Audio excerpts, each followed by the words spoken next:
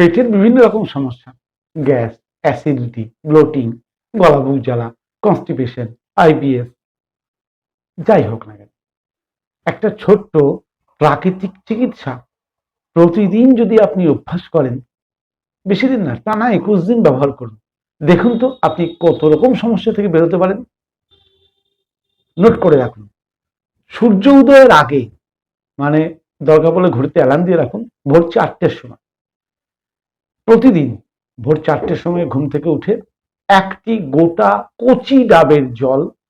মুখ কেটে তার মধ্যে একটি গোটা পাতিলেবুর রস দিয়ে দিন, দিয়ে সেই জলটা সিপ সিপ করে খান, খেয়ে দিয়ে আবার শুয়ে পড়ুন, দরকার পড়লে ঘন্টাখানেক ঘুমিয়ে নিন, অন্তত ওই ডাবের জলে লেবু খাওয়ার পর 1 ঘন্টা কিচ্ছু খাবেন না, টানা 21 দিন খান। আচ্ছা দেখুন না আপনার কি কি বেনিফিট হয়। বিস্তারিত এ ব্যাপারে একটা বড় ভিডিও আছে আমার, ডাবের জলে লেবু, দরকার বিস্তারিত দরকার পড়লে বড় ভিডিওটা দেখে নেবেন।